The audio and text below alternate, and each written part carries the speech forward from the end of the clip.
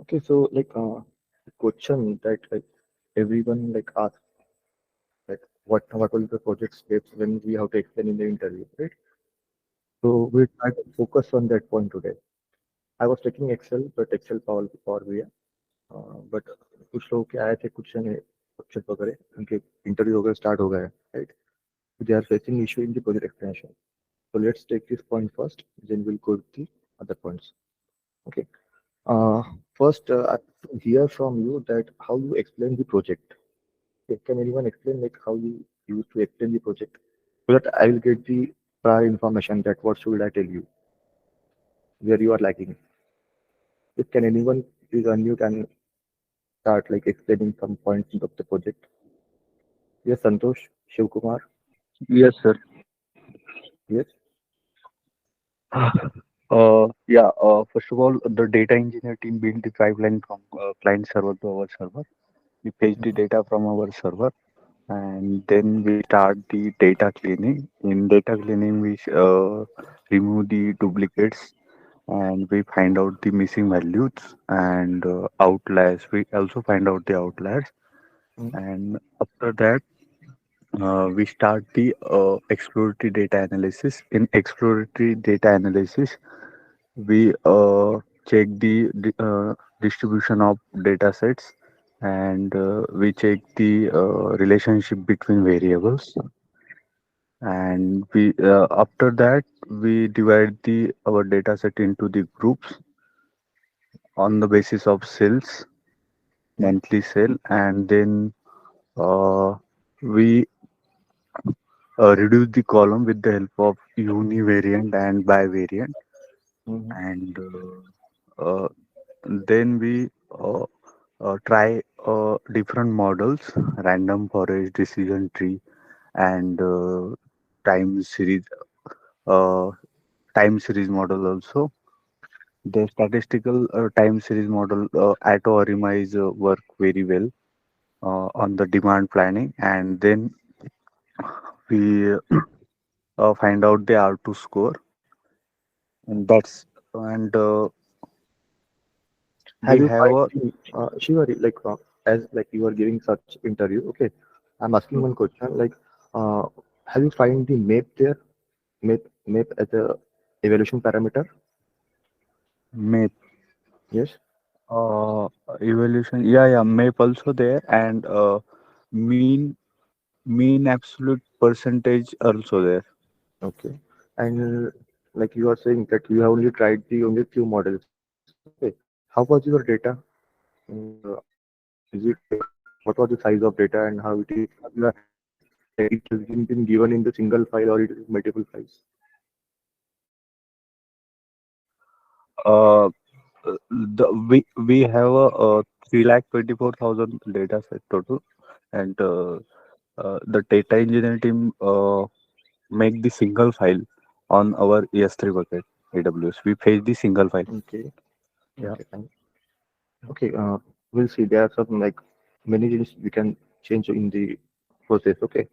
Single Okay. file will not get. Okay. In any case, we'll not get any kind of single file. We'll get multiple files, at least 7 to 10, 12. At least it is depend. Okay.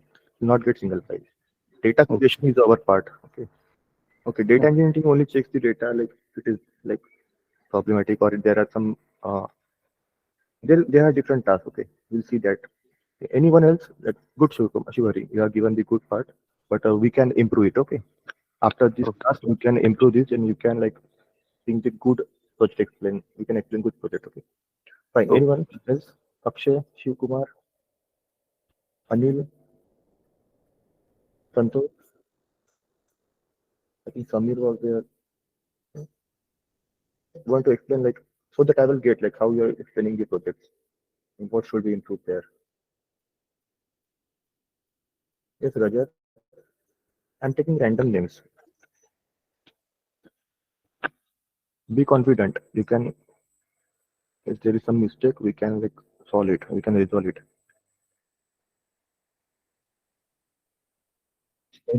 Anyone wants to explain? Yes. Yeah, yes, sir. Yes. Actually, I recently done a project, so which was a churn analysis.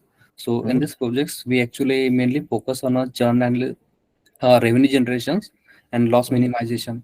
So while in these projects, I was with the part of a data pre-processing part, data gathering part, exploratory data analysis, machine learning model building, and its evolution. So while working in the data gathering part, so basically we got the data from the clients. So one of our team member got the access of the database.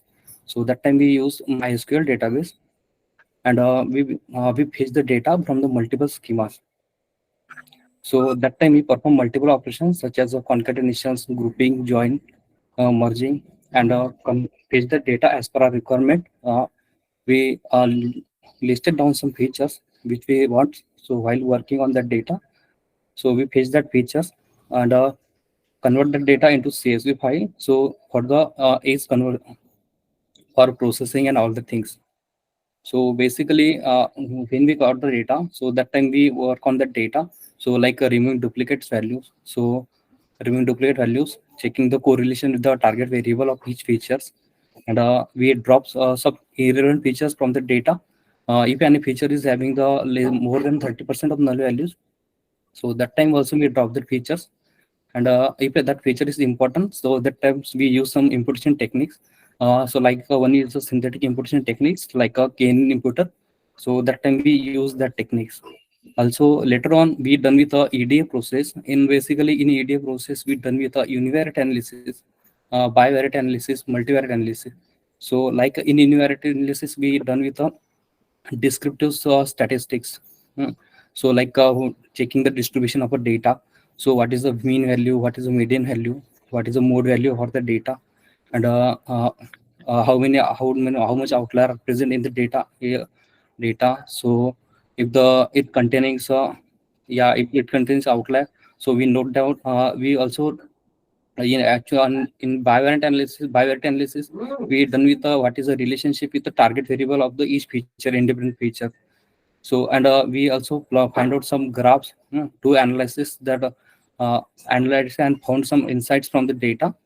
So already done in a invariant and bivariate analysis. In multivariate analysis, we basically plot the correlation. We check the correlation plot with each dependent and independent features between the dependent independent features. So later on we done with the feature engineering stage. So basically we decided to merge some features here by using 2 to 3 features. We create a one single features. So for the feature reduction. Also then we split our data into the 75 into is to 25 ratio. So the basically we use 75% of data for the training purpose and 25% of data for the testing purpose. Yeah. So later on, we build a machine learning on the basis of the data training purpose, training model, training data. So we basically use some of the classification techniques, machine learning algorithm, supervised machine learning algorithm. So that for basically in this project we use 4 machine learning algorithm such as a logistic regression. One is a K-NN classifier. One is uh, a random forest classifier, and last one is a support vector classifier, that is SVC. So basically, while working on that 4 machine learning algorithm, so one of the random forest gives us the best accuracy. So while it was a 72% on a training data and 72.5% on a test, 71.2% on a testing data. Okay. So that was my work in this project. Okay.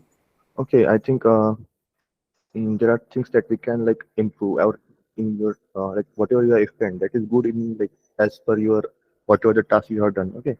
Krishna, so what is the validation data? Have you worked on the validation data of client?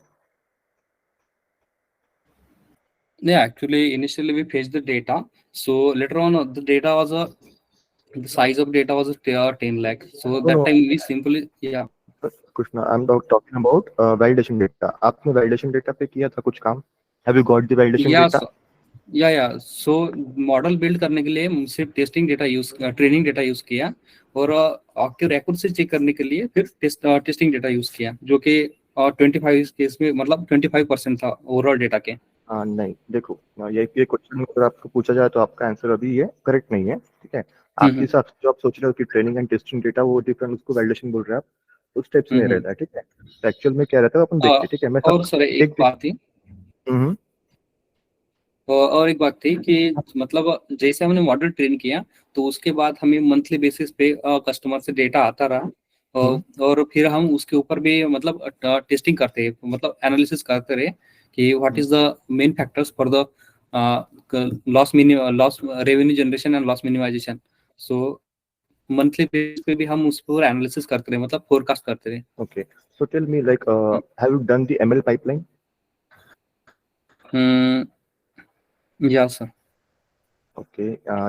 When you're giving the answer, it think I मुझे मुझे ऐसा लगा कि आपको पता नहीं था, right? ML pipeline आपने किया नहीं था, right? There was no confidence in your answer, right? Correct ना? या हाँ, तो ML पाइपलाइन जब आप वैसा बोल रहे कि 1 मंथ के बाद कुछ डेटा आता था, तो फिर you have to do all the steps again, right? If there is some change in data, so there is a concept called ML pipeline. You have to perform all these things in pipeline manner. Okay, fine. Okay, so we'll see. I got like oh, yes, okay. I'm on the same screen now. Is it visible to you? या Okay, fine. So we'll start with the good explanation. Good, Krishna is good, and like Shiv Kumar also, you are given the good explanation. But we can improve. Okay, there are lots of things that we can improve in the explanation. And where you stuck, like Krishna stuck on the point when I asked about the ML pipeline. तो क्या होता है, ठीक है? तो कैसे confidently बोलना है और क्या क्या एक्चुअल में होता है, ठीक है?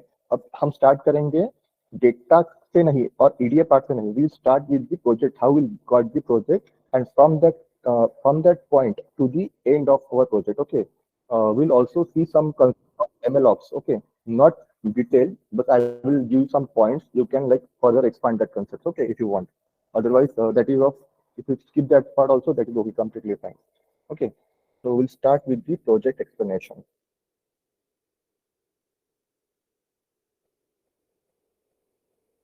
And so this looks it confidently. Okay, first we'll start with the client requirement meeting. Sir environment अगर बोले कि इन्वायरमेंट कौन सा यूज किया तो क्या बोलना वहां पर? देखो एनवायरनमेंट मतलब देखो आप एक तो ऐसा बोल सकते हैं कि हमने VMware काम किया है या फिर उनके वर्चुअल मशीन पे, ठीक है, क्लाइंट के. और when you are using the word environment, so environment has like different meanings. In like environment you are talking about, or you are talking about the like tool or anything that you have used. Okay, so we'll see. हम यहाँ पे देखते हैं, continue करते हैं. We'll see here. Yes, Priya, you have any question?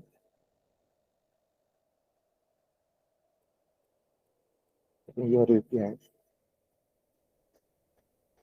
Okay, fine. Okay, so we'll start.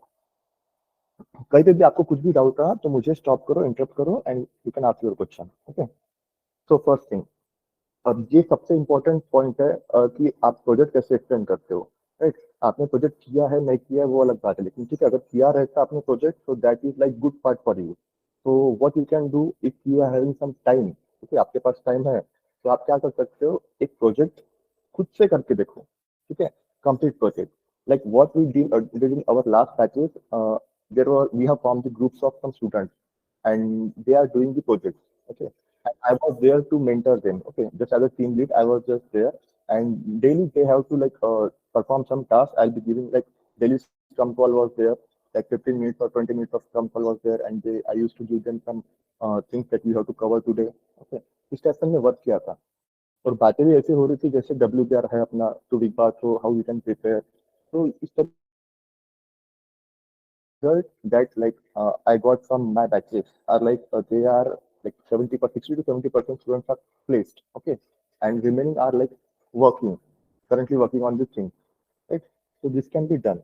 So this is the best way that you can like explain the project, so that like by doing yourself. Okay, आप 3-4 लोगों का group कर सकते हो, उसके अंदर आप project start कर सकते हो. एंड मतलब सिंगल फाइल लिया कैसे, उसके ऊपर जो आपने हर वक्त स्टेप्स करते हो, तो that is not the requirement. वैसे रिक्वायरमेंट नहीं, सिर्फ एडीए से आप बता देते हो कि हमने ऐसा किया वैसा किया, उस तरीके से नहीं बताना है. लाइक एक्चुअल वर्किंग में क्या होता है, actual problem always they will ask you the question, what are the difficulties that you face in your project, and so you always say that while doing EDA part you face the difficulty, or while doing like you're not getting the accuracy there you face the difficulty. There are lots of difficulty in every phase of the project. Okay, so we'll also discuss those points. Yes. First, okay, project first first step that happens in any project explanation will be the client requirement. Whatever the requirement that you have gathered from the client, okay, not in terms of data, but in terms of what are the use cases that are finalized. Okay, so this is the responsibility of the manager. This is the responsibility of the manager. Manager will like take the requirement. First step is we have to start with the client requirement meeting. Okay, in the client requirement meeting. अब देखो मैं जो ऐसे बताऊंगा ना तो उसमें आपको क्या क्या पॉइंट लेने हैं कैसे बताना है वो आप बताएंगे, ठीक है प्रोजेक्ट के अंदर। सिमिलरली जैसे एज इट इज एक्सप्लेन किया है तो ऐसे कैसे नहीं बताना है, ठीक है? सबका डिफरेंट डिफरेंट कुछ ना कुछ इसके अंदर फ्लेवर ऐड करो, जो भी आपका कुछ एक्स्ट्रा ऑर्डिनरी है चीज है वो ऐड करो। फाइन। फिर अब क्या होता है, manager will take the requirement. Okay, अब देखो ये कैसा होता है, जैसे कुछ प्रोजेक्ट मिला अपने को, एक प्रोजेक्ट अपने पास आया है कंपनी के पास and they are like willing to do project with us. Okay, एखादी पीओसी हो गई उसको अपने को कंफर्म करना है, एलटीपी में उसको कन्वर्ट करना है प्रोजेक्ट को। पीओसी में उनको अपना परफॉर्मेंस अच्छा लगा and then we are going for the LTP with the same client और we are having the new client. Okay, तो फर्स्ट स्टेप ऐसे रहते हैं कि manager will take the requirement. अब रिक्वायरमेंट मैंने आपको कल बताया था कि एक स्टेक होल्डर रहते हैं कुछ, देन आफ्टर दैट एक बुक रहती है that every company has to maintain. In that book, there are having like whatever we are doing, okay, and who are working on the project. एक SOW रहता है, कल बताया था आपको SOW क्या रहता है, what is SOW? What is SOW full form? Statement of work. Statement of work, ठीक है। तो ये जो है ना, ये बातें जो फर्स्ट होती है ये स्टेटमेंट ऑफ वर्क में है, वहां पे ये नोटेड हो जाती है। Thank you. तो फर्स्ट थिंग क्या होता है, use cases we need to confirm. Use cases we need to confirm. Okay, ये क्यों कंफर्म करना पड़ता है यहाँ पर, क्योंकि अगर एक्सपेक्टेशन जो क्लाइंट का था अब वो अगर मिसमैच हो गया so you will your product is like consider as a failed. Okay, it is a failed project if you are like not matching the expectations of client. Okay, so client का expectation initial phase में क्या रहता है, बहुत ज्यादा रहता है। ठीक है, उनके पास उतना डेटा भी नहीं रहता, फिर भी उनके एक्सपेक्टेशन रहता है कि हमको ये भी करके दो, ये भी करके दो, राइट। तो ये फर्स्ट स्टेप इसके लिए रहते हैं कि आप यूज केसेस, अब यूज केसेस क्या रहते हैं, what are use cases, what is meaning of use statement wale or statement what are your that you are going to build. Okay, that is the first step that you have to confirm on this. After manager has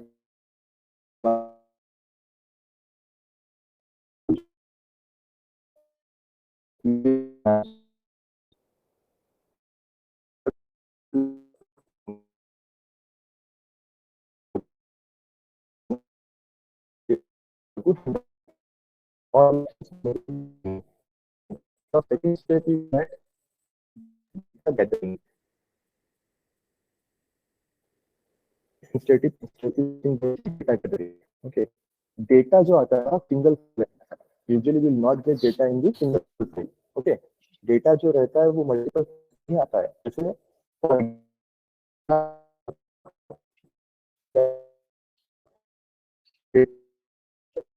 working in a store like आपका, आपके पास कैसा है एक अलग file cell के अलग file different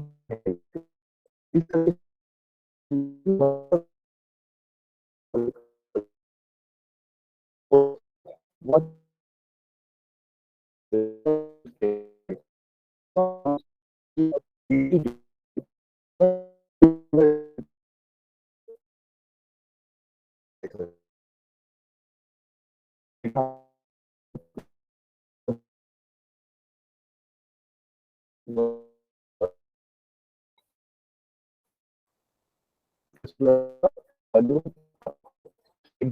volume revenue, sorry, volume revenue,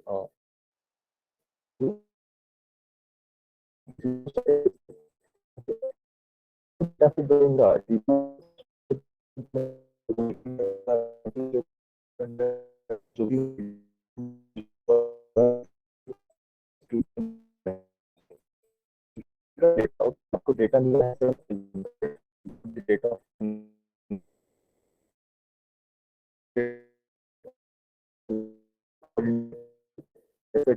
data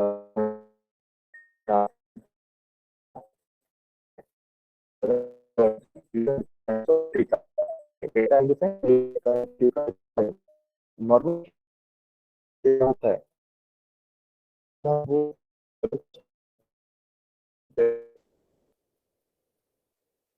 single customer है तो वो क्या करता है, ट्रांजैक्शन उसने दिन में सपोज 3 ट्रांजैक्शन किए, ठीक है, मंथ में उसने 10 ट्रांजैक्शन किए, तो एक कस्टमर के लिए अपने पास कितना डेटा अवेलेबल है, we are having 13 different records available for single customer. Okay, तो सबसे बड़ा जो रहता है अपना रिकॉर्ड जो भी आएगा कौन सी प्रोजेक्ट में, ट्रांजेक्शन अगर आपका टर्म है आपके प्रोजेक्ट के अंदर, तो हाईएस्ट जो नंबर ऑफ रिकॉर्ड्स रहते हैं वो ट्रांजेक्शन रिकॉर्ड्स में रहते हैं। ओके, अब देखो, अगर क्लाइंट के पास प्रोडक्ट का डेटा है, ठीक है, जैसे प्रोडक्ट का in the sense I am talking about, let's say they are having one product, let's say SKU1, SKU is the stock keeping unit, okay, this is the number given to the particular product, okay, तो उसका क्या है, उसका cost कितना है, ठीक है, cost price कितना था उसका, उसका सेलिंग प्राइस कितना था, ठीक है, उसका SKU ID क्या था, ठीक है, प्रोडक्ट का, पर्टिकुलर का, प्रोडक्ट का मार्जिन कितना है, right, and after that what is the like total let's say revenue कितना जनरेट कर रहा है product. Okay, so these are some points, which are the features which are available in the product data set, okay, according to the SKUs, according to the product, right? तो इसका record कैसे रहेगा, number of SKU अगर उसके पास 1 लाख है, okay, तो total record कितने रहेंगे, 1 लाख रहेंगे, क्योंकि हर SKU के लिए क्या है, यहाँ पर सिंगल एंट्री है, we are having the single entry for single SKU, right. लेकिन ट्रांजेक्शन के केस में ऐसा होता है, ट्रांजेक्शन केस में क्या है, date, let me write it properly so that you can explain, ठीक है, first customer is there and date, transaction amount, units, single customer है, and here is the customer name, customer ID, इस तरीके से आपके पास डेटा है, ठीक है। तो in transaction data, suppose customer ID 1231, and on date 12/2022 he has done transaction amount of $5, okay, और यूनिट कितने परचेस किए, लेट्स से 2 यूनिट। अब जो SKU था, कौन से यूनिट उसने परचेस किए, SKU क्या था, नंबर उसका 12361, इसका ऐसा कुछ SKU नंबर था। कस्टमर ID 1231 में क्या क्या किया, ये दिन में 12 तारीख को, ठीक है, उसने $5 का ट्रांजेक्शन अमाउंट उसने परचेस किया है, नंबर ऑफ यूनिट्स 2 परचेस किए और ये SKU परचेस किया। Same customer on date 13/12/2022 again he has done the transaction of $2, okay, unit purchase is 1, but here SKU is different, okay, SKU is, let's say, this SKU. Again, same customer has done the transaction on same day, लेकिन क्या किया, दूसरे time पे किया, time is different but on the same day 2022, right, he done the transaction of $12, okay, units purchased 12, right, और यहाँ पे उसमें फर्स्ट SKU डिफरेंट था, सेकंड में उसने परचेस किया, फाइन। देखो अपने पास रिकॉर्ड कितने यहाँ पर ट्रांजेक्शन में, पर्टिकुलर कस्टमर के रिकॉर्ड है 3 रिकॉर्ड्स अवेलेबल है, राइट, 3 डिफरेंट रिकॉर्ड। ऐसे अपने पास कितने customer, suppose n number of customer, तो n इंटू जितने बार भी उसने परचेस किया था, ऐसे ट्रांजेक्शन परफॉर्म किया था, तो उसका रिकॉर्ड अपने पास है। तो transaction data is the like largest data in your data set, okay, जो भी आपके रहेंगे डिफरेंट, उसमें भी सबसे लार्जेस्ट रहेगा transaction, and they will ask you to perform some operation. अब देखो आपको जो डेटा रहता है ना, आप नॉर्मली बोलते हो सिंगल फाइल में डेटा हमको मिल गया, सिंगल फाइल में डेटा कैसे मिल सकता है आपको, you will not get data in single file. अगर आपको अभी यूज केस, जैसा हमारा शुरू था अभी बोलना, यूज केस 1 के ऊपर you have to perform the demand forecast, okay, और डिमांड फोरकास्ट के लिए मुझे ट्रांजेक्शन डेटा ही लगने वाला है क्या, और स्टोर डेटा ही लगने वाला है, और प्रोडक्ट सिमिलर सिंगल फाइल लगने वाली अपने को प्रोडक्ट की, no, what will require let's say for revenue, if you are talking about revenue, so if you want to like how much revenue will be generated in this year, or what will be the revenue, we have to predict, okay, so for that purpose we have to create the data set, okay? For use case 2 we'll be preparing the data set, fine, so data set मतलब अब उसके अंदर अपना target column क्या रहेगा, our target will be revenue, right, this is our target column. Now we first have to create the target column, then we have to specify which are the features that will require to predict this revenue. Okay, which are the features that will require. Now, a features कौन से लगने वाले हैं? Let's say will require the number of transactions done by customer. Okay, in the particular period. Okay, let's say total transaction. We are having 3 different records. Okay, particular customer ID के अपने पास 3 different records थे. But here we will require the single record. Single record लेना है अपने को, इन तीनों से हमको बनाना है सिंगल रिकॉर्ड. ओके, फिर उसने कौन सा SQID परचेस किया, अब उसका कॉस्ट प्राइस क्या था, ठीक है, उसका सेलिंग प्राइस क्या था, ठीक है. अब कॉस्ट प्राइस और सेलिंग प्राइस की इंफॉर्मेशन कहाँ पे है? डेटा में स्टोर है. Okay, right. ये इंफॉर्मेशन कहाँ बोला था हमने? Stored in the product data frame. Okay, product data set. After that उसने कौन से स्टोर से परचेस किया है, स्टोर इंफॉर्मेशन वो कहाँ पे रहेगा? वो किसी डेटा सेट में रहेगा, राइट. तो हमने क्या किया? एक डेटा सेट बनाया फिर से according to the use case. Okay, depend on the use case we have to create the data. Okay, from the different data files which we have got from the client. Okay, तो single data file में data नहीं मिलता है. पहली बात तो multiple data sources रहते हैं. From multiple data sources what we have to do, we have to check the use case, what we need to do. Okay, जो भी यूज केस रहेंगी उस हिसाब से अपने को डेटा बनाना पड़ता है. डेटा बनाना मतलब we have to create first target. Okay, हमको first we have to set our target, what will be our target. According to that, we have to create the features what we require, and where the features are like available in like n number of data sets are there, and some features are available in A data set, B data set, C data set. Okay, from that particular data set, we have to fetch those features. Okay, और fetch कैसे करना है? वो data आपका creation में part आता है. तो data creation will take lot of time. If someone asks you where you have like spend much of the time, like तो डेटा प्रिपरेशन जो रहता है ना, डेटा गैदरिंग के बाद जब हम डेटा अपने पास आ गया, ठीक है, उसके बाद जो यूज केसेस रहती है, तो वहां पर जो हम डेटा प्रिपेयर करते हैं पर्टिकुलर यूज केस के लिए. Okay, use case 1, use case 2, use case 3, n number of use cases are there, so n number of different data set will be prepared. Okay, they have different target column, so this will take lot of time. 60% time at least अपना यहाँ पर ही जाता है, क्योंकि data अगर wrong हुआ, if data is wrong, so we'll not going to like get the proper result, right? So this is the most important thing that we used to follow in our project. Fine. So data gathering. यहाँ पे clear है? यहाँ पे किसी को doubt है? हाँ sir. हाँ पूछो. सर अभी मेरा जो प्रोजेक्ट है उसमें प्रेडिक्शन बेस्ड डेटा है उसमें. तो जो टारगेट कॉलम है उसमें मल्टीपल प्रोडक्ट का अपने को प्रेडिक्शन देना है. तो फिर उसमें डेटा गॅदरिंग कैसा रहेगा? एकाच टाइमला देतील का, मंथ वाईज देतील का, वीक वाईज असा डेटा आपल्याला प्रोव्हाइड करतील? डेटा जो प्रोव्हाइड आपल्याला, सपोज डेटा कोणता प्रोव्हाइड करते client, but data mostly table असेल. If you are getting the data in table format,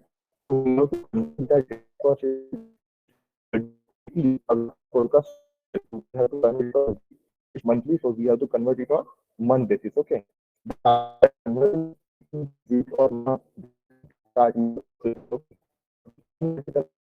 so आप week column create करो. Okay, dd.week can create a week column, and also week after that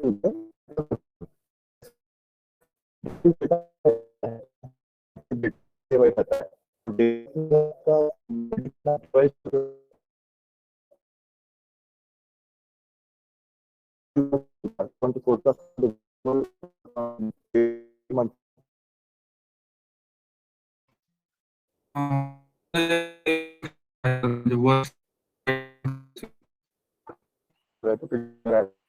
So data तर वरून हाँ data कैसे request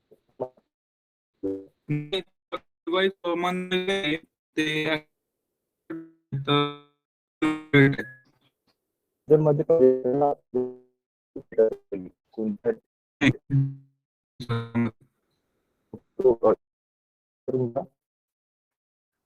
नाही time नाही बोलू शकत. तो प्रेडिक्शन बेस्ड मॉडेल आहे सर. prediction based model अगर आपका time series पे based है तो there must be some date column. Okay, without date we cannot like work on time series. Okay, अगर आपका prediction based है तो उसके अंदर आप time series का मॉडल नहीं आपका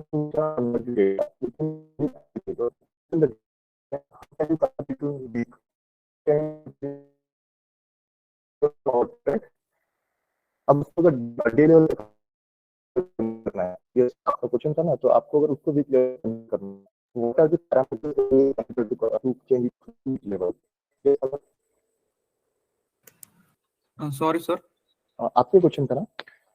हाँ सर।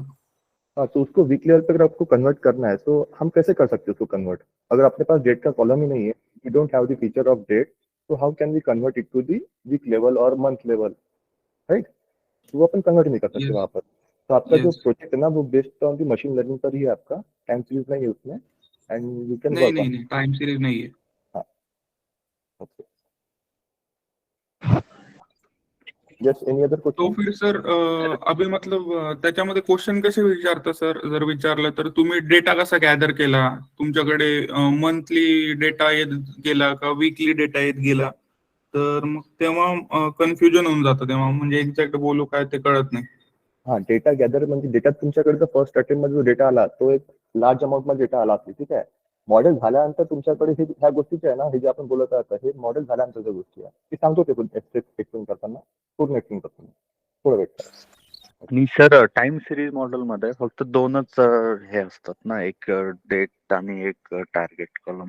नाही, असं नाही, ते युनिव्हेरिएट आणि मल्टीव्हेरिएट दोन्ही राहतात त्यामध्ये. त्यामध्ये we can add also the exact variable.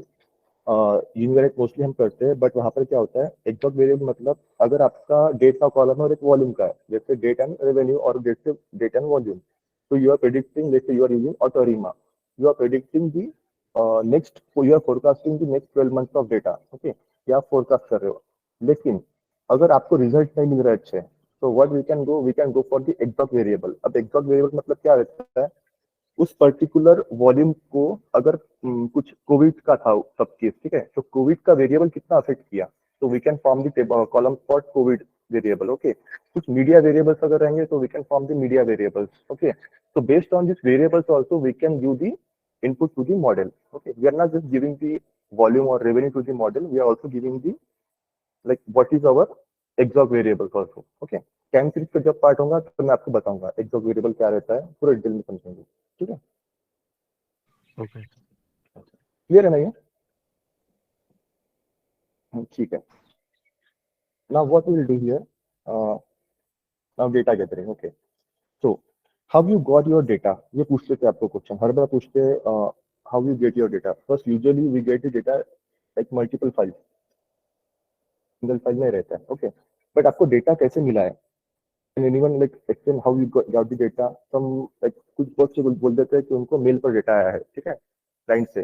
तो वहां पर ही आपका क्या इंटरफेयर हो गया, जैसे आपने बोला कि डेटा आपको मेल पर आया है, मेल पर डेटा नहीं आता है, ओके. पीओसी भी रही तो भी डेटा मेल पर नहीं आता, will not get data on mail. सबसे गलत आंसर ये हो जाता है, ओके. तो usually what how will get the data, तो एफटीपी रहता है. तो you know what is FTP? It is the file transfer protocol. File transfer protocol.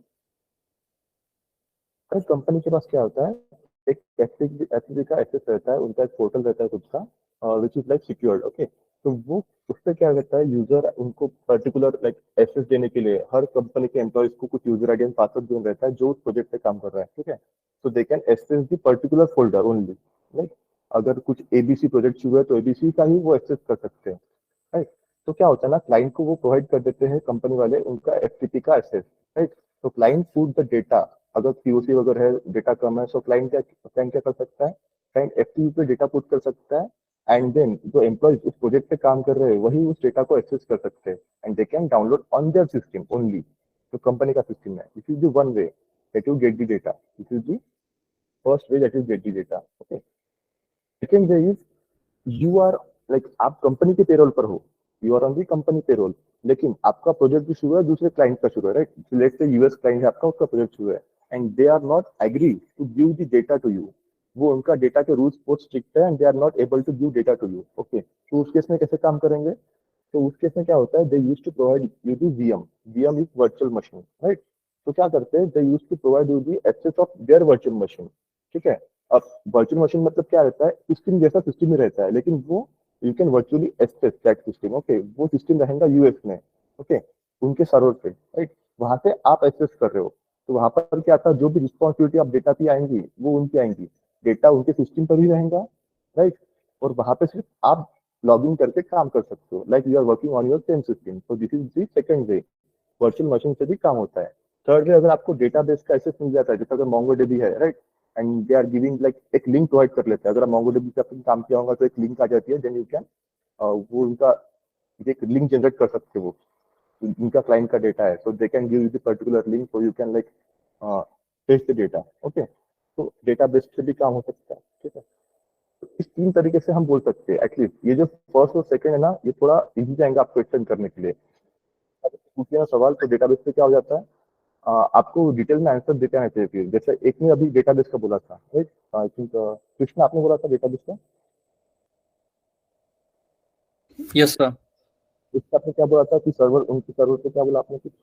हाँ, जो डेटाबेस यूज किया था वो MySQL डेटाबेस यूज किया था। So one of our team member got the access of that database. सो उसने ही पूरा डेटा मतलब कनेक्शन क्रिएट करके फेच किया था बाद में मल्टीपल स्कीमा से।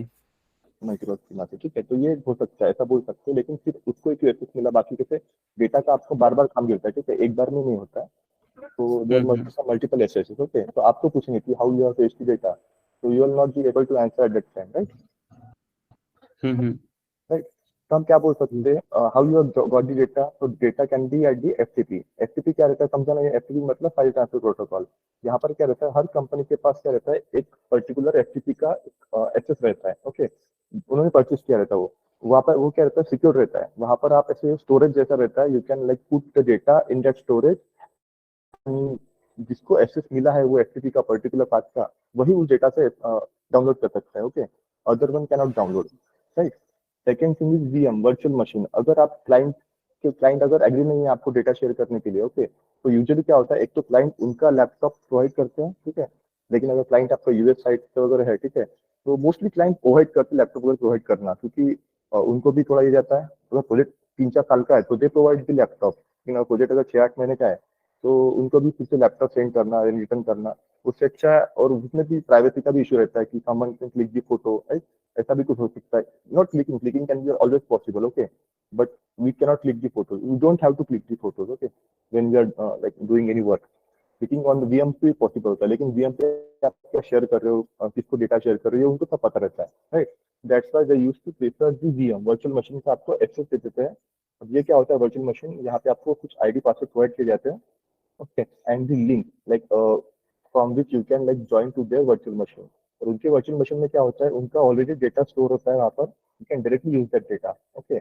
But what you can do, you can share the data outside of that VM, you can share that data to the your mail ID also, okay. जो आपका company का mail ID है उससे भी आप वो data share नहीं कर सकते। तो there are very very restrictions. और वहाँ पर जो इंस्टॉलेशन लगता है आपको, तो वहाँ पे उनकी आईटी टीम काम करेंगे आपके लिए, आप नहीं काम करते हो, ठीक है, आपकी आईटी टीम नहीं काम कर सकती वहाँ पर, क्योंकि आप यूज कर रहे हो क्लाइंट साइड से, ठीक है।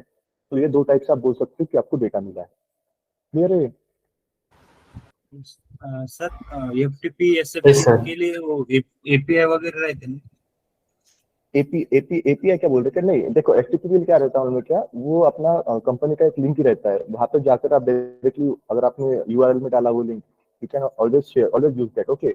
उसके लिए क्या है, वीपीएन लगता है आपको। वीपीएन, आप एपीआई नहीं बोलते, आप शायद वीपीएन बोलते थे, राइट। वीपीएन लगता है आपको, कंपनी का वीपीएन रहता है, तो वो आपको स्टार्ट करना पड़ता है, ठीक है। ऑलवेज जब आप कंपनी जाते हो तो आपको वीपीएन वगैरह नहीं पता रहता, तो वीपीएन एक बार देख लो, ठीक है। वीपीएन क्या रहता है, जब तक आप वीपीएन स्टार्ट नहीं करते हो आप कुछ साइट एक्सेस नहीं कर सकते कंपनी के लैपटॉप पर भी। तो you have to always start the VPN, so that they can like, company को भी पता रहता है कि आपने कौन कौन सी साइट का एक्सेस किया है, कहाँ का आप क्या काम कर रहे हो, ठीक है। तो data is like protected there if you are using the VPN.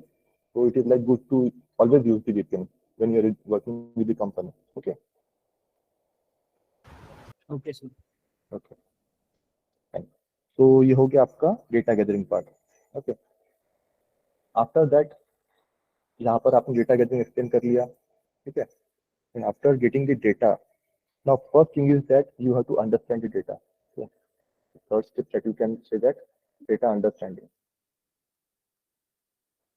Data understanding मतलब क्या है, आपको लगता है कि डेटा आगे आपका आपने 1-2 दिन में काम अंडरस्टैंड कर लिया, तो ऐसा नहीं होता है।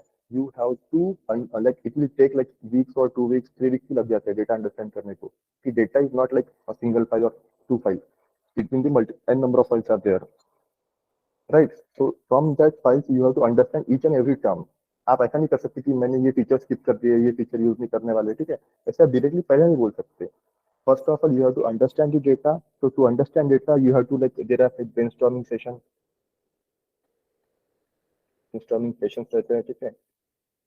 In that brainstorming session, we used to ask questions. Okay, hypothesis. In short, we used to do hypothesis.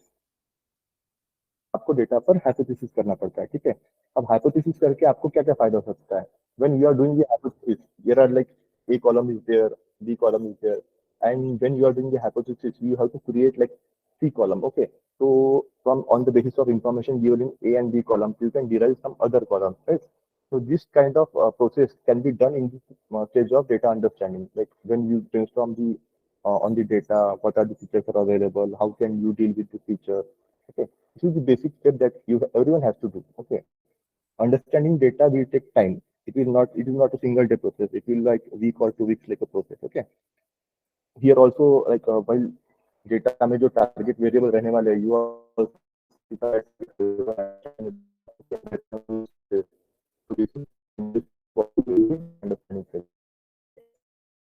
after that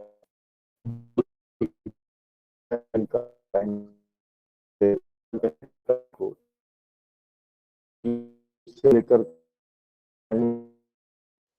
लेंगे आपका काम तो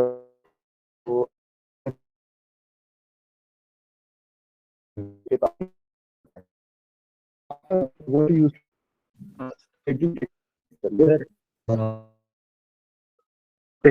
क्वेश्चन आया.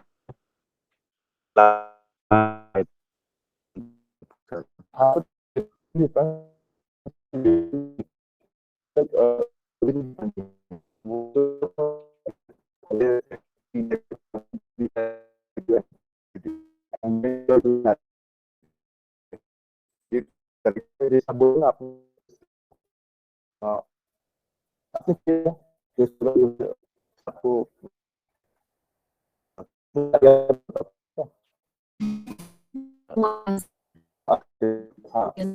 वो क्या बोलते अपन अभी बोलते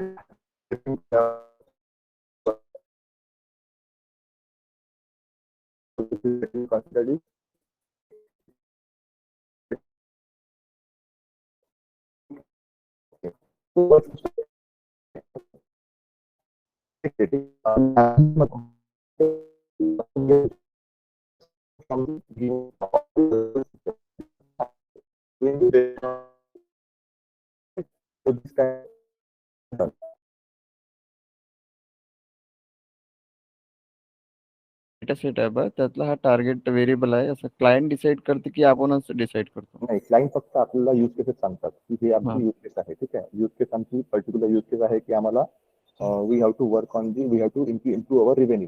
ओके, अगर उनको रेवेन्यू इम्प्रूव करना है तो वो ये नहीं बताएंगे टारगेट कॉलम उसके अंदर आप क्या लो, कभी बताते नहीं, ठीक है. उनको नहीं पता रहता, वो थोड़ी डेटा साइंटिस्ट है. They are just like normal person that like they are as in their field but they are not as in the data science. तो यहाँ पे क्या रहता है, वो सिर्फ आपको यूज केस बताते हैं. They will only tell the use case. Use case मतलब आपका जो ऑब्जेक्टिव है, ठीक है, जो ऑब्जेक्टिव उनको अचीव करना चाहिए, ठीक है, उनको चाहिए आपसे, तो वो आपको सिर्फ ऑब्जेक्टिव बताते हैं, ठीक है. फिर ऑब्जेक्टिव के ऊपर आप बताते हैं कि उसमें टारगेट कॉलम क्या रह सकता है हमारा. सपोज ऑब्जेक्टिव उनका ऐसा है कि लोगों ने एडमिशन लेने वाले हैं या नहीं लेने वाले, ठीक है. If the student gate admitted और नॉट. अगर स्टूडेंट ने फॉर्म भरा है उस कॉलेज का, तो वो स्टूडेंट एडमिशन लेंगे या नहीं लेंगे, ठीक है, वो उनका ऑब्जेक्टिव है. तो यहाँ पे टारगेट कॉलम क्या सेट करेंगे आप, यहाँ पर एडमिशन लिया है या नहीं लिया है प्रीवियसली स्टूडेंट ने. एडमिशन लिया है तो 1, एडमिशन नहीं लिया है तो विल सेट इट टू 0. अब 1 और 0 आपके डेटा सेट में अवेलेबल रहेंगे क्या एज इट इज, नहीं. तो आपको ये बनाने पड़ेंगे. ये कैसे बनाएंगे आप, जैसे स्टूडेंट का आपके पास डेटा सेट है, प्रीवियस डेटा सेट आपके पास अवेलेबल है ऐसा कि उसने फॉर्म फिल किया है, ठीक है, फॉर्म फिल किया से, ठीक है. फिर उसके बाद फॉर्म लगो एक लेट से फॉर्म फिल किया है 100 स्टूडेंट ने, ठीक है. अब उसमें से क्या है, 30 स्टूडेंट ने ही सिर्फ एडमिशन लिया था उस कॉलेज में। फॉर्म तो बहुत लोगों ने फिल किया ना, लेकिन एडमिशन लिया 30 स्टूडेंट ने लिया। तो एडमिशन 70 लोगों को मिला नहीं, या फिर उन्होंने लिया नहीं। दो केस बनती है, ठीक है। मिला नहीं मतलब उनका एक तो स्कोर कम होगा, राइट, इसलिए उनको मिला नहीं।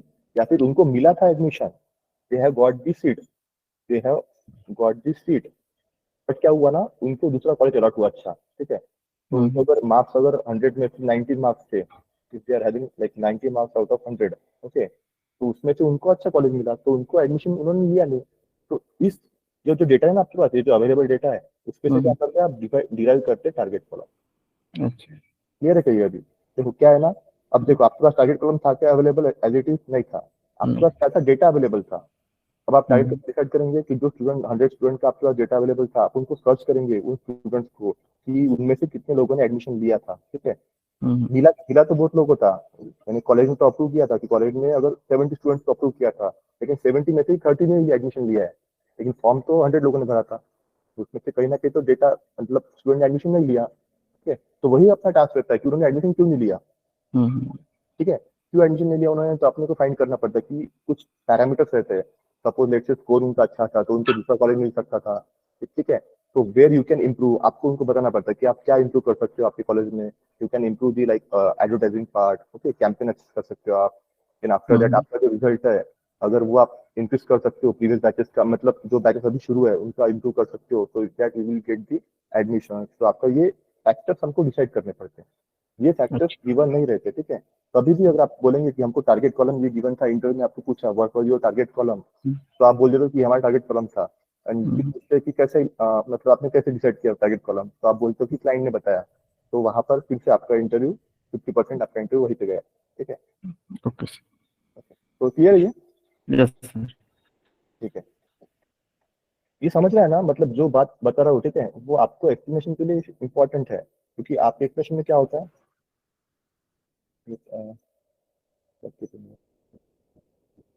हाँ, इमेज डेटा मतलब वो अपना प्रोजेक्ट का सिर्फ प्रोजेक्ट चेंज हो गया, ठीक है, स्टेप्स तो अपनी सेम ही रहेंगी। इमेज का क्या रहता है, देखो एक मैंने प्रोजेक्ट का देखा था, ठीक है, वहां पर क्या था इमेज में, एक जैसे ये रहता ना आपका मोल्डिंग वगैरह, पता है आपको मैन्युफैक्चरिंग में मोल्डिंग वगैरह रहते हैं, कुछ मोल्ड करते हैं, रॉड मोल्डिंग, एक यस सर। मोल्डिंग पता है ना आपको? तो मोल्डिंग में क्या रहता है ना, कभी कभी क्रैक आ जाती है, पता है आपको क्रैक आती है मोल्डिंग में। अगर क्रैक आगे छोट बारीक सी जैसी लाइन आ गई उसके अंदर क्रैक आ गई, तो वो क्या है, दैट इज डिफेक्टिव पीस, ठीक है। अब वो अगर आपको डिफेक्ट फाइंड करना है, या फिर कौन से लेवल पे थ्रेशोल्ड आपको रखना है कि आपके मोल्ड में ये नहीं आएगा, क्या बोलते हैं उसको, क्रैक नहीं आएंगी, तो उस टाइप से भी प्रॉब्लम स्टेटमेंट हो सकता है आपका। तो उस टाइप में जो डेटा मिलता है ना, वो इमेज के फॉर्म में मिलता है कि कौन से इमेज को आप बोल सकते हैं कि ये यहाँ पे डिफेक्टिव है, कौन सा इमेज डिफेक्टिव नहीं है, राइट।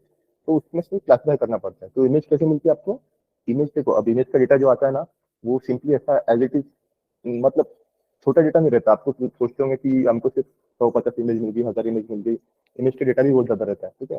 तो उसके ऊपर डिपेंड ऑन प्रोजेक्ट, आपका भी ये प्रोजेक्ट है तो डिफरेंट फील्ड में जाएंगे, right. You will not going to apply, फिर आप डीप लर्निंग और यूज करेंगे, right.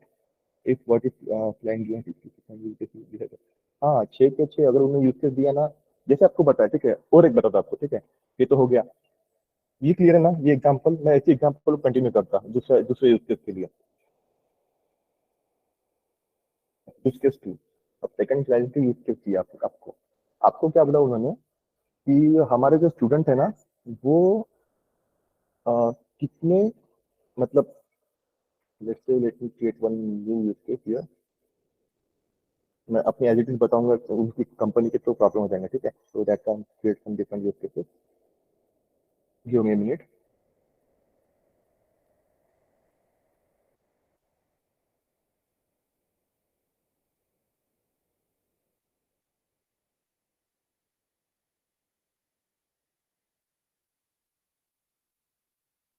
How many student will join engineering, arts,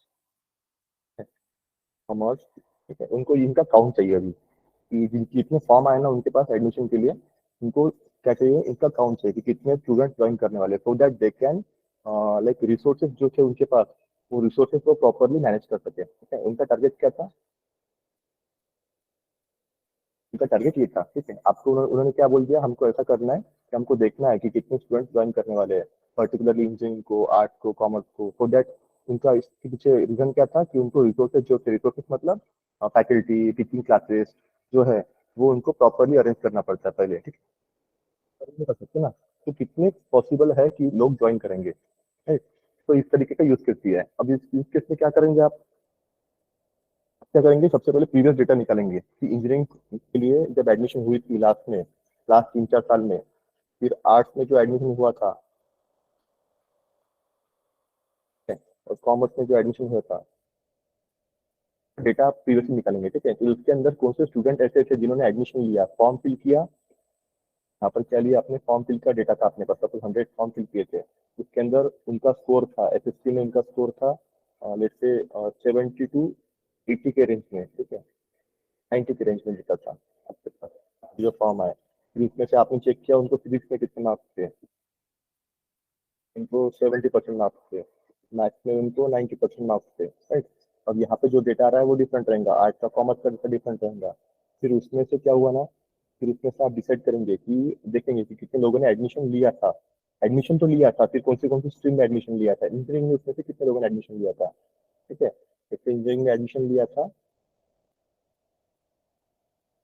जैसे 20 स्टूडेंट ने इंजीनियरिंग में एडमिशन लिया था, तो 20 स्टूडेंट एडमिशन लिया था, तो फिर कौन से बेसिस पे आप डिसाइड करेंगे कि इंजीनियरिंग के स्टूडेंट ने एडमिशन अपने कॉलेज में ही लेते हैं, ठीक है।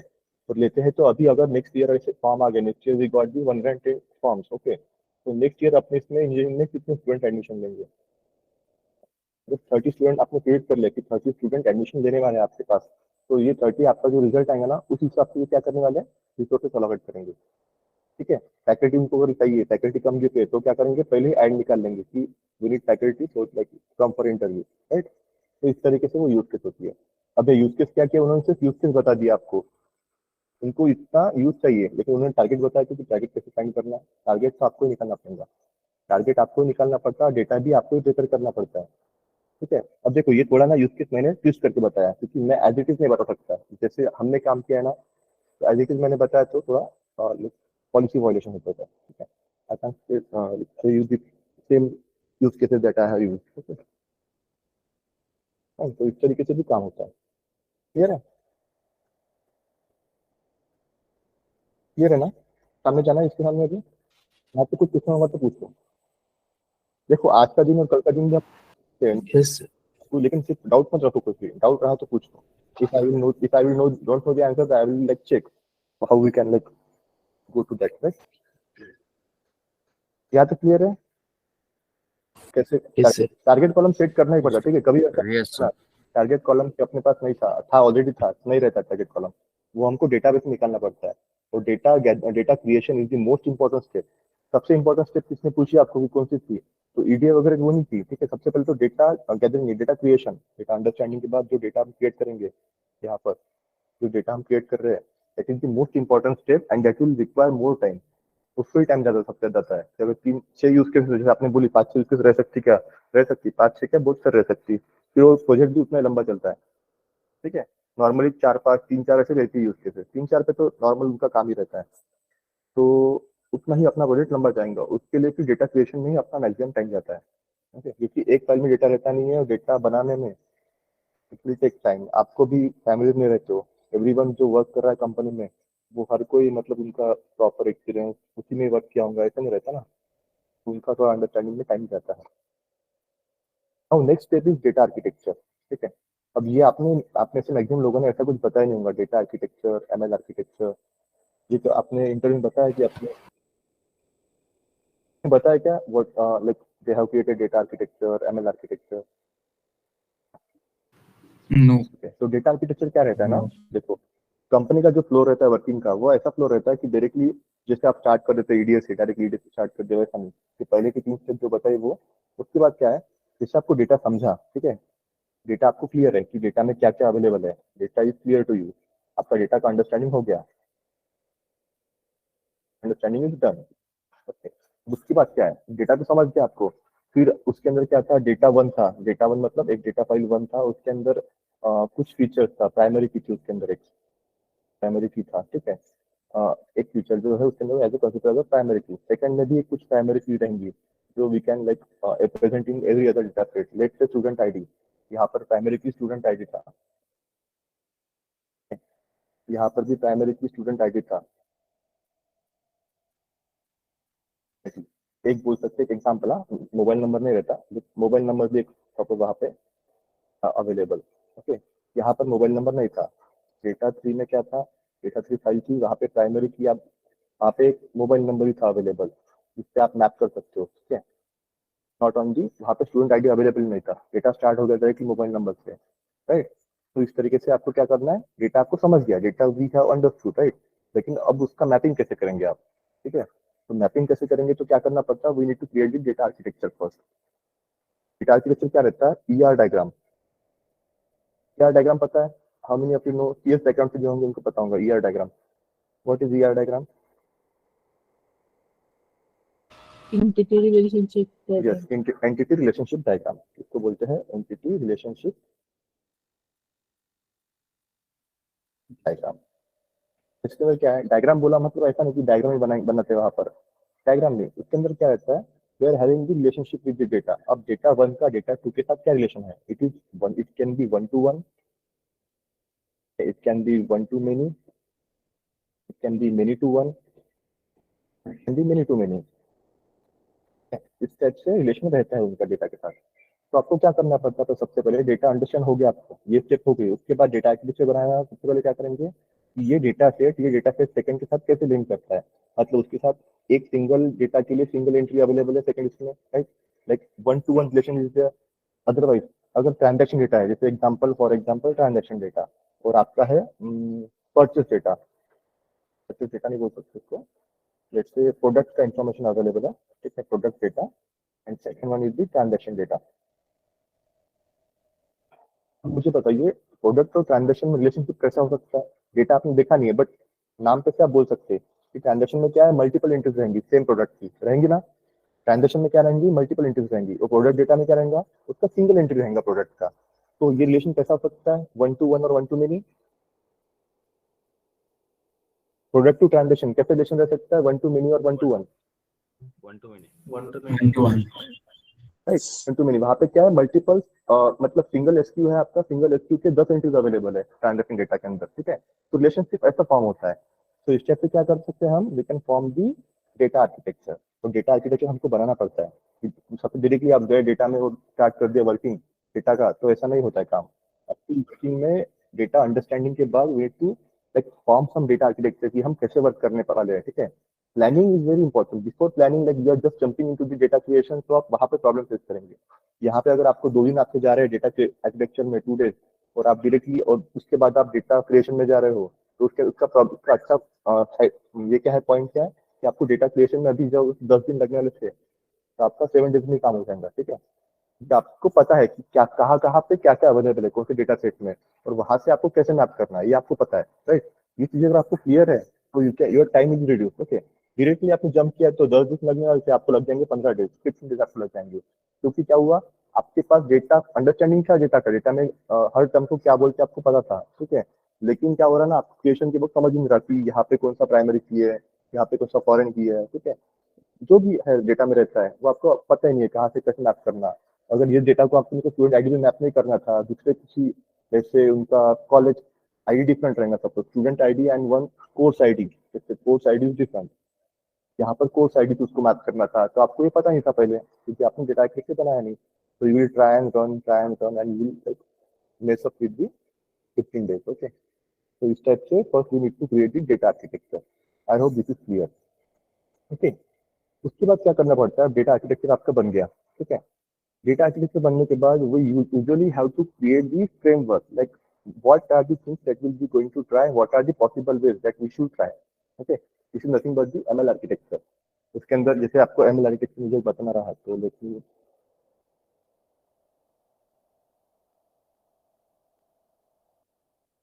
एमएल आर्किटेक्चर डायग्राम, इस तरीके से थोड़ा आपको एक एमएल आर्किटेक्चर बनाकर रखना पड़ता है।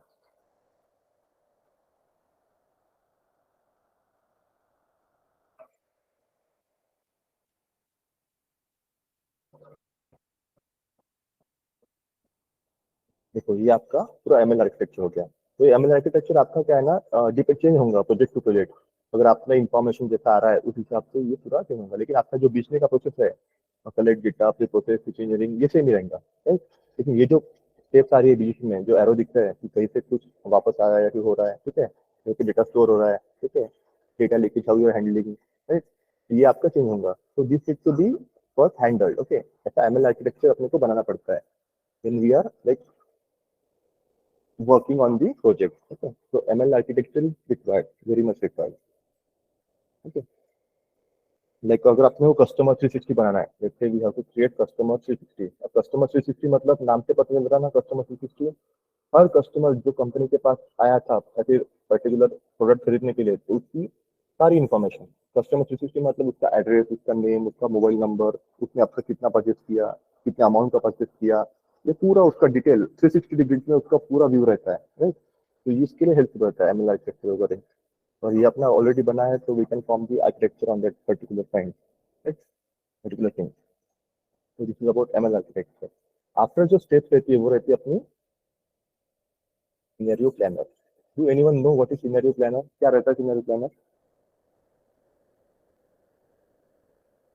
Yes, anyone knows what is scenario planner?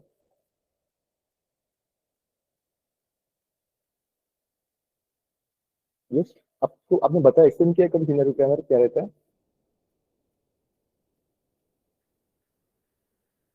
FTP मतलब ये एक फाइल ट्रांसफर प्रोटोकॉल है, ठीक है। जैसे कोई कंपनी उनका एफटीपी उन्होंने खरीदा हुआ रहेगा, ठीक है, एक पर्टिकुलर पॉइंट।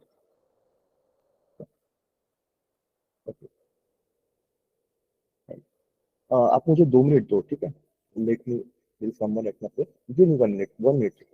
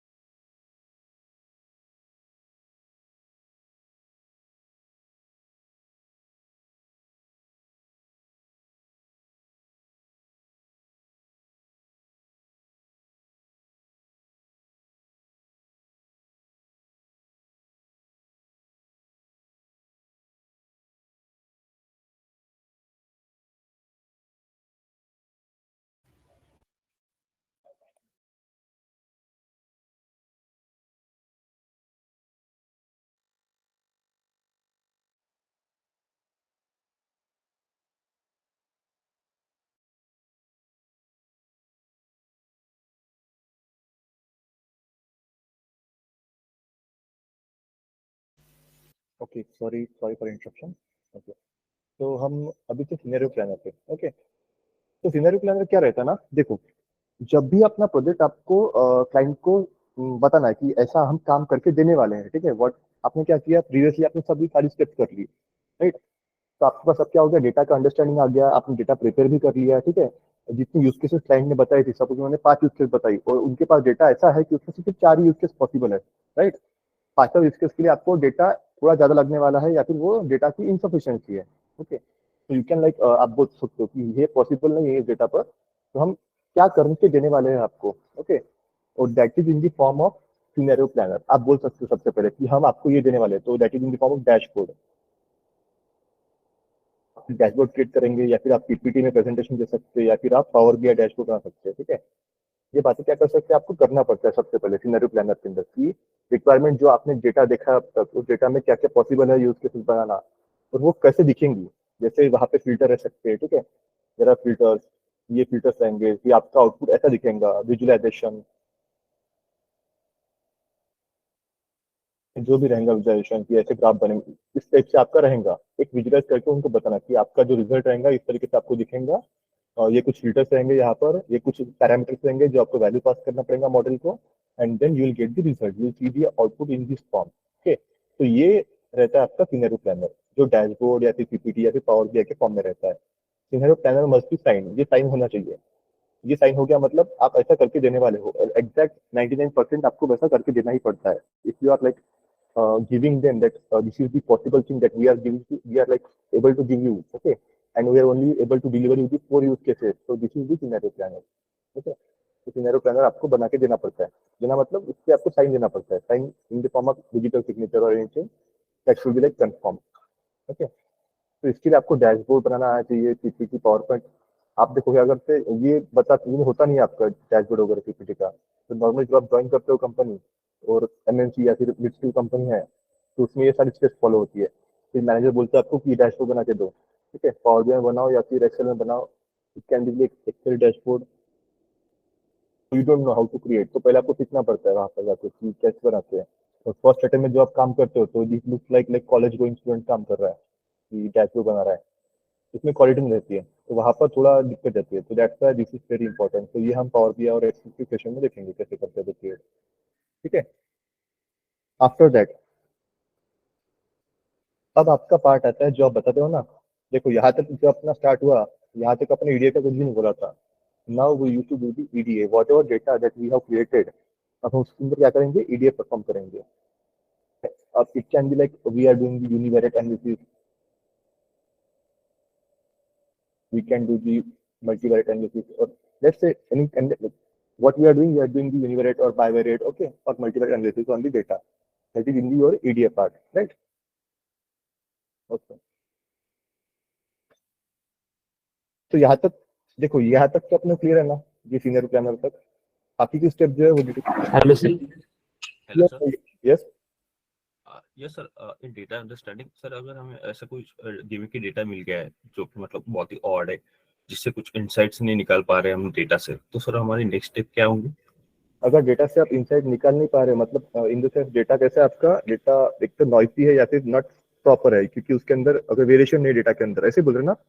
नहीं सर, बहुत ही और मतलब जो अंडरस्टैंड नहीं कर पा रहे हम जल्दी। हाँ, तो अंडरस्टैंड नहीं कर पा रहे तो आपका जो कॉल रहता है ना, पीओसी आपका पॉइंट ऑफ कांटेक्ट जो भी रहता है कंपनी में, ठीक है, तो उसके साथ आपका एक कॉल रहता है। इनिशियल फेजेस में क्या रहता है, डेटा अंडरस्टैंडिंग फेज में आपका डेली कॉल रहता है उसके साथ, कॉल मतलब डेली मीटिंग रहता है आपका, राइट। तो डेली मीटिंग में क्या रहता है, आप उसको क्वेश्चन पूछते हो कि ये डेटा कैसा है, इसका क्या है, इसका क्या यूज है आपको, तो he has to answer every question, okay.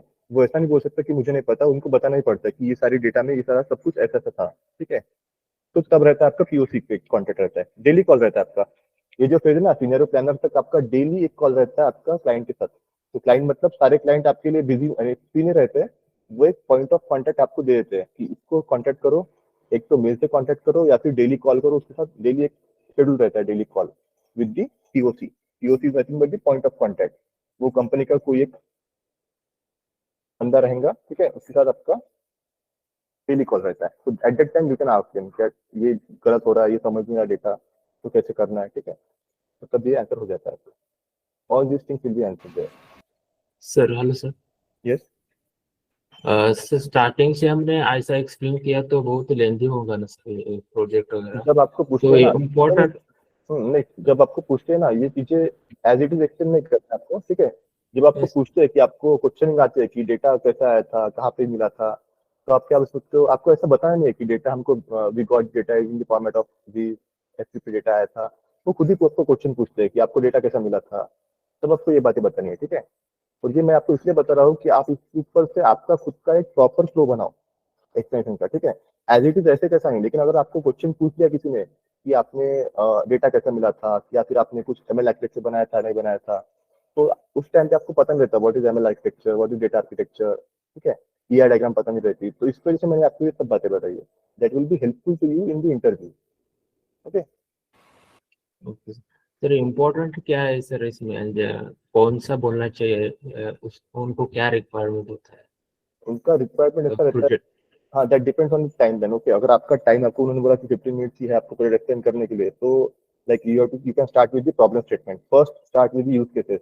Use case आपकी कैसे डिसाइड हुई, क्लाइंट की यूज केस ऐसे थी and we have decided to do this use case like this, okay.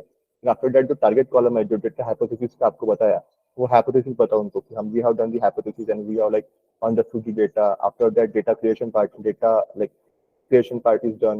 Okay, yes, all this stuff. ठीक है, yes Suresh, correct. Cross questioning होती है आपको, ठीक है, तो ये सब आपको पता चाहिए कि कैसे करना है, कैसे होता है actual work. Okay, that is very important. Okay, अब आई थिंक 50% पार्ट बचा है इसका. मतलब अभी देखेंगे तो अभी और जो अपना रहेगा ईडीए से लेकर तो लास्ट तक, मतलब ML pipeline, then after that ML ops का कुछ, that will need some time. Okay, तो व्हाट टू डू, आपके कुछ क्वेश्चन होंगे तो अभी अपन 10 मिनट तक क्वेश्चन हैंडल करते हैं, ठीक है. You can ask the question Sandesh. Yes sir. Sir अगर हमारा प्रोजेक्ट 70-80% हो गया, मतलब एडीए या फिर डेटा प्रोसेसिंग या फिर मॉडल बिल्डिंग तक अगर हम आ गए, तो उसके बाद सर अगर क्लाइंट से कोई रिक्वायरमेंट्स आती है तो हमारे सर नेक्स्ट स्टेप क्या होंगे? मतलब आपका प्रोजेक्ट कंप्लीट हो चुका है और बाद में क्लाइंट की रिक्वायरमेंट आई, राइट? हाँ सर, हाँ सर. तो उस केस में देखो, हाँ, प्रोजेक्ट की रिक्वायरमेंट इसलिए तो फर्स्ट स्टेप में फाइनलाइज हो जाती है. जो फर्स्ट स्टेप रहती है ना आपका यूज केस फाइनलाइजेशन और सिनेरियो प्लानर, वहाँ पे डिजिटल सिग्नेचर हो जाती है. मतलब इतना ही आप करके देने वाले हो और ऐसा करके देने वाले हो. तो मोस्टली लास्ट में प्रोजेक्ट होने के बाद आपकी रिक्वायरमेंट चेंज नहीं होती है, क्योंकि आपका क्या होता है, WBR रहता है. Every week, every biweekly you are having WBR. ठीक है, WBR मतलब वीकली बिजनेस रिव्यू रहता है कि कितना काम हो चुका है और कितना बाकी है और ये काम आपको सेटिस्फाइड है या नहीं है. ठीक है, तो उस केस में क्या होता है, 80% प्रोजेक्ट होने के बाद, 90% प्रोजेक्ट होने के बाद यूज केसेस चेंज नहीं कर सकते, क्योंकि अपना SOW ऑलरेडी साइन हो चुका है. SOW साइन हो चुका है, सिनेरियो प्लानर साइन हो चुका है, यूज केसेस फाइनलाइज हो चुकी है आपकी. उसके बाद आप ऐसा नहीं बोल सकते कि हमको ये यूज केस ऐसी नहीं चाहिए थी, दूसरी चाहिए थी. तो क्लाइंट ऐसा बोल नहीं सकते. इनकेस अगर क्लाइंट ऐसा बोलता है तो उसके लिए फिर अलग से ये निकलता है, मतलब प्राइसिंग निकलता है कि ये अगर अलग से चाहिए आपको करके, तो ये इसका ये प्राइसिंग है, फिर से वो स्टेप करनी पड़ती है सारी. ठीक है, मोस्टली 99% टाइम ऐसा नहीं होता है कि क्लाइंट ने आपको प्रोजेक्ट होने के बाद बोला कि हमको ये भी चाहिए, क्योंकि ऑलरेडी क्या है, इसलिए बताया आपको मैंने कि SOW क्या रहता है, ऑलरेडी एक ये रहता है, एग्रीमेंट रहता है दोनों पार्टीज के बीच में. उसमें ऑलरेडी सब क्लियर रहता है कि ये हम करके देने वाले आपको. सिनेरियो प्लानर में क्लियर हो जाता है.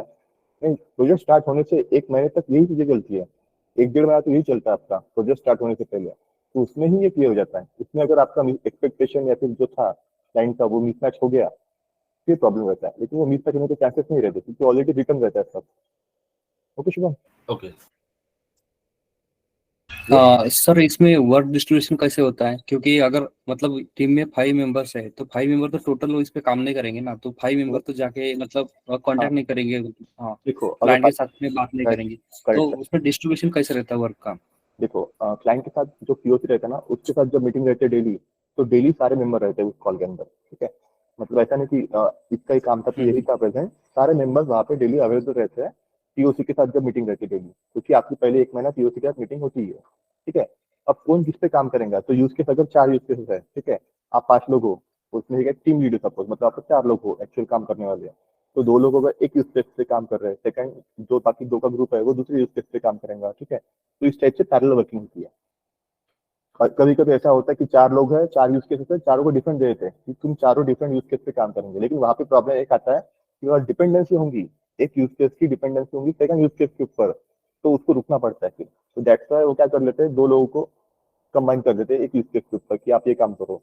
कि डेटा प्रिपरेशन काम होता है ना, तो डेटा प्रिपरेशन में उसको बोल देते हैं कि ये फाइल्स का डेटा आप प्रिपेयर कर लो यहाँ तक, मैं तब तक ये काम कर लेता हूँ, राइट.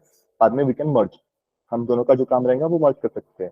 अब कंपनी में रहता है कि either you can like upload your code on git और डेटा लाइक ऐसा कुछ हो सकता है. तो डिपेंड करेंगे, हर कंपनी में तो डिफरेंट रहता है कि कैसे कैसे काम को डिवाइड करना. ओके, नॉर्मली काम डिवाइड होता है, सिंगल हैंडली काम नहीं होता है, क्योंकि डिपेंडेंसी रहती है एक रिसोर्सेज की सेकंड रिसोर्सेज के ऊपर डिपेंडेंसी होती ही है अगर बड़े प्रोजेक्ट रहते तो.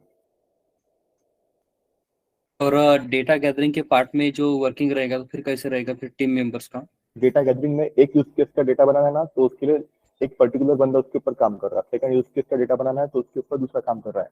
लेकिन डिपेंडेंसी होंगी तो वहाँ पे थोड़ा लैग आता है. डिपेंडेंसी है दोनों यूज केस के अंदर, इसका डेटा इसका इनपुट जो था, इसका आउटपुट जो था फर्स्ट यूज केस का, वो सेकंड का इनपुट है, तो उस केस के ऊपर थोड़ा लैग आता है दोनों के काम में.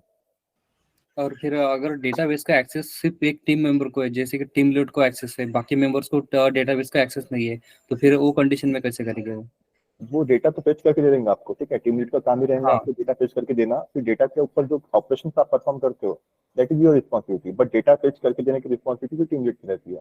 ऐसा केस अगर है तो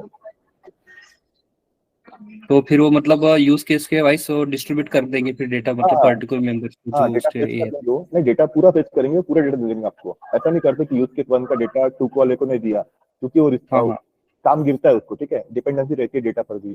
तो डेटा, सारा डेटा कंबाइंड टीम मेंबर के पास रहता है। ऐसा नहीं कि एक फाइल इसके पास है, एक फाइल इसके पास है, दूसरे को पता ही नहीं ये फाइल में क्या हो रहा है, ऐसा नहीं। कंप्लीट डेटा रहता है सबके पास। Okay got it, thank you. Okay, कितने क्वेश्चन? देखो ये आधा हो चुका है, ठीक है, पार्ट प्रोजेक्ट एक्सपेंस का जो स्टेप है ना, वो अभी हाफ ही हुआ है एक्चुअली, ये स्टार्ट ही नहीं हुआ अब तक। तो नेक्स्ट जो सेशन रहेगा उसमें ये स्टार्ट होगा प्रॉपर्ली, कि कैसे कैसे स्टेप्स आते हैं उसके अंदर, टाइम लगता है थोड़ा सा। सर जो डेटा साइज की जो मतलब क्वांटिटी है वो 3 लाख to 4 लाख इज मतलब ओके है ना that is good for sir? POC, that is good for POC.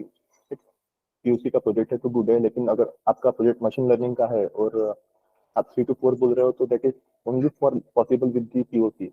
LTP के लिए मोस्टली डेटा ज्यादा रहता है, ऐसा कंपल्शन है, लेकिन 90% of time data will be like huge. तो उस टाइम पे वो पाइथन पे अगर वर्क नहीं होता है तो आपको को, जैसे किसने कल बोला डेटा बेस का वगैरह, तो उससे भी करना पड़ता है, टूल पे भी यूज करना पड़ता है डेटा एक्विजिशन टूल। वो लेता हूँ, ठीक है, वो अपना जो रहेगा ना डेटा साइज किसने बताना है, वो नेक्स्ट पार्ट में है अपना प्रोजेक्ट का। अभी अपना हाफ ही पार्ट हुआ है, half part is remaining. Yes, अब अपना डेटा ज्यादा रहा और मेमोरी स्पेस कम रही तो वो कैसे हैंडल करते हैं सर? मेमोरी स्पेस मतलब आपके इसके बोल रहे क्या आप, सिस्टम की बोल रहे क्या? सर सिस्टम का मेमोरी स्पेस आपका एक्चुअली ज्यादा ही रहता है, लेकिन आपका रैम अगर फुल हो रहा है, मतलब आपने जब डेटा लोड किया वहां पे हो ही नहीं रहा डेटा, ठीक है, तो उसके में क्या होता है आपको, मतलब low memory can you can use, okay, low memory function अगर रहते हैं फिर भी नहीं हो रहा है, तो मतलब वहाँ पे कर्नल डेड हो जाता है आपका, वो डेटा हैंडल नहीं कर पा रहा है। सेकंड केस इज जैसे शुभम ने बोला, split data, you can split data. Data को आप चंक में डिवाइड करो, चंक में डिवाइड करके आता है आपको डेटा को, आपने एक फाइल है बड़ी फाइल 1 GB की, आपको एक साथ में रीड नहीं करनी है, आपको चंक्स में रीड करनी है सिंगल फाइल। आपने किया इसके पहले ये चंक्स में रीड क्लास के अंदर? नहीं सर। ठीक है, अपन देखेंगे चंक्स में कैसे रीड करते, तो you can read the file in chunk, मतलब 20% फाइल पहले रीड किया, 30% फाइल बाद में रीड किया, राइट, इस तरीके से भी आप कर सकते हो, you can read the data in chunks, right, this also. Okay okay sir. Chunks का मेरे को याद देना आप सबने, मैं चंक्स का बता दूंगा आपको एक साथ, चंक में कैसे रीड करते हैं। Yes sir. ओके, ठीक है, एनी अदर क्वेश्चन?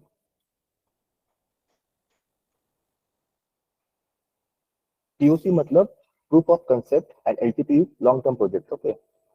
LTP कुछ जगह पे LTP बोलते हैं, कुछ जगह पे डिफरेंट नाम भी होगा, तो आपको वो समझ जाएगा कि क्या बोल रहे हो, लेकिन POC कंपलसरी POC बोलते हैं इसको हर कंपनी में, प्रूफ ऑफ कंसेप्ट। इसके अंदर क्या होता है, प्रूफ ऑफ कंसेप्ट मतलब क्या है, आप जो बता रहे हो whatever like you are doing, उनको वो एक्चुअल में यूजफुल लग रहा है, एक्यूरेसी अच्छी आ रही है, इसके लिए वो POC रहता है, ठीक है। पायलट प्रोजेक्ट बोलते हैं उसको, पायलट प्रोजेक्ट, ठीक है। POC nothing but the pilot project, एक जस्ट डेमो जैसा कि आपने सच में कैपेबिलिटी है ये काम करने की, आपकी टीम के पास, आपकी कंपनी में मेंबर अच्छे जो काम कर सकते नहीं कर सकते, इसका एक डेमो रहता है। अगर वो अच्छा रहा तो कंपनी क्या करती है, आपको फुल प्रोजेक्ट देती है, क्योंकि कंपनी को क्या है, 8-10 करोड़ देना है आपको। तो ऐसे ही एज इट इज, जैसे आप भी कुछ खरीदने जाते हो तो पहले थोड़ा अगर कॉस्टली चीज है तो आप डेमो लेते हो उसका, तो जस्ट लाइक अ डेमो, एक आधी स्मॉल यूज केस आपको दे देंगे, छोटा सा डेटा दे देंगे आपको, इसके हमको करके बताओ, ठीक है, that is nothing but the POC। Okay, तो आई थिंक 5 मिनट्स है अपने पास अभी, if you have any question we can take that. Sir POC 3 month तक चलता है ना? POC क्या बोला आपने? श्योर? 3 मंथ्स ड्यूरेशन रहता है ना, 2 to 3 मंथ्स। 2 to 3 मंथ चल जाता है POC। देखो जो आप ऐसा बोलेंगे ना कि मेरे को 15 दिन में 7 दिन में मैंने POC करके दिया, तो that looks like very like unprofessional POC, unprofessional बोल सकते हैं या फिर अनरियलिस्टिक POC बोल सकते हैं। पॉसिबल है कि आप मेरे को बताओ 15 दिन में POC करना, आपको डेटा समझने में ही आपको उसको 15 दिन चले जाएंगे, ठीक है, क्योंकि डेटा, आप डोमेन नॉलेज है कि आपके पास, उस पर्टिकुलर जो भी काम हो रहा है आपका, बिजनेस काम हो रहा है, उसका डोमेन नॉलेज आपके पास नहीं है, राइट, तो पहले डोमेन समझना, उसके सारे टर्म समझना, तो दैट विल रिक्वायर टाइम। तो POC जो पॉइंट ऑफ कॉन्टैक्ट है आपका, वो आपको कितना टाइम दे रहा है डेली का, या फिर वो वीकली टाइम दे रहा है आपको, दैट इज कम्प्लीटली डिपेंडेंट। तो POC will take at least 2 to 3 month, 2 month तो लगते ही एटलीस्ट, ठीक है। इनिशियली क्या करते हो, डेडलाइन कम रखते, 45 डेज का वो डेडलाइन रख देते हैं, बट मैनेजर को पता रहता है कि ये 45 डेज में होने वाला काम नहीं है, ओके, तो बाद में वो डेडलाइन एक्सटेंड हो जाती है, तो 2 मंथ और more will be required, at least 2 month you can से यूज। हेलो सर, ये नीलेश मल्टीपल फाइल्स में डेटा है आपका और वो गैदरिंग करना है, मतलब मैपिंग कैसे करते हो? हाँ, मैपिंग तो वो अपने को करके देखना पड़ेगा, ठीक है। तो जो प्राइमरी की रहती है ना डेटा की, उसके ऊपर ओके। नॉर्मली वर्क होता है अपना, ठीक है। तो मैंने आपको एक 8-10 फाइल प्रोवाइड किए, I think 12 files are there. आपने डाउनलोड किया क्या वो फाइल? नहीं सर, नहीं किया। वो फाइल डाउनलोड करो, ठीक है। उससे क्या करो, ओके। डेटा गैदरिंग करके, डेटा कलेक्शन आपके पास डेटा ऑलरेडी आ चुका है, ठीक है। डेटा प्रिपरेशन करके देखो उसका, मतलब क्या करो, उसका एक टारगेट वेरिएबल सेट करो आप खुद से कि मेरे को ये डेटा से ये मैं बना सकता हूँ, उसके लिए क्या क्या डेटा लगने वाला है। तो मल्टीपल फाइल से डेटा फिश करो, ठीक है। तो एक अगर ऐसा लगता है डेटा प्रिपरेशन की स्टेप्स अगर वो आपको करके चाहिए बताना है तो मैं आपको करके बताऊंगा, ठीक है। मैं 5-6 फाइल्स में से आपको एक फाइल क्रिएट करके बताऊंगा कि कैसे क्रिएट करते हैं। तो सिर्फ ओके सर। ये मैं आपको एक स्टेप बताऊँ करके, ठीक है। ओके ओके पाइथन जब शुरू करना अपना पाइथन, तब मुझे एक बार सिर्फ ये रिमाइंड करना कि अपने को ये ऐसा भी करना है। Okay sir. Okay 3 days already we have like covered. Hello sir, Yes. Human resources management tool कौन से बोल सकते हैं अपन, जो भी अपन ने अब 3 साल वर्क फ्रॉम होम किया, तो उसमें कौन से टूल वगैरह यूज किया अटेंडेंस के लिए या मीटिंग वगैरह, तो वो कौन सा बोल सकते हैं? देखो टूल्स के नाम आपको बताता हूँ मैं, ठीक है। मीटिंग्स के वगैरह लिए तो अपन क्या यूज करते हैं ना, नॉर्मली टीम्स यूज करते हैं, माइक्रोसॉफ्ट टीम्स, ठीक है।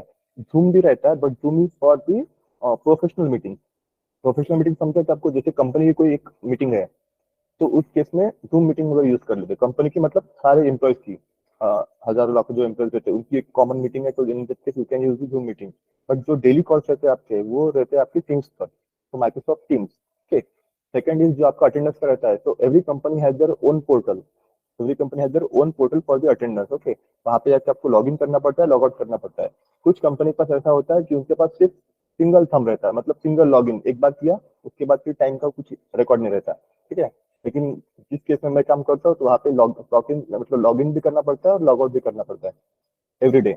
एंड 9 आवर इज मिनिमम हाँ रिक्वायर्ड, 9 आवर से कम नहीं होता है, ठीक है। 9 आवर से कम किया तो फिर वो that will not consider as like present. हाँ हाँ sir, correct. Easy and difficult task, easy task तो कुछ ऐसा बोल नहीं सकते, और डिफिकल्टी ऐसा नहीं, ऐसा कुछ ऐसा बोल नहीं, लेकिन आप बोल सकते कि डिफिकल्टीज कहाँ पे गई। आपको ऐसा क्वेश्चन पूछ सकते Shubham, where you face difficulties, right, कि what are the challenges you have face in your project. तो चैलेंजेस क्या बोल सकते हैं, डेटा प्रिपरेशन में चैलेंजेस है आपके पास, ओके। देन जो डेटा में एक्यूरेसी नहीं आती, वहाँ पर चैलेंजेस देखने वाले हो, ठीक है। ये जो पार्ट है ना, ये नेक्स्ट जो अपना टॉपिक रहेगा अभी, नेक्स्ट 50% जो बचा है, उसके अंदर चैलेंजेस कहाँ पे है। NLP project, sorry, I have not worked on NLP. Okay, your NLP faculty will tell you. NLP and deep learning faculty will like tell you how we can like work on NLP projects or deep learning projects. Okay, fine. So I hope that this is okay for you. आज का जो था topic समझे ना, आपको जितने भी points cover हुए अपने, is it clear to you? समझ क्लियर है ना? Yes, sir. Yes, sir. Yes, sir.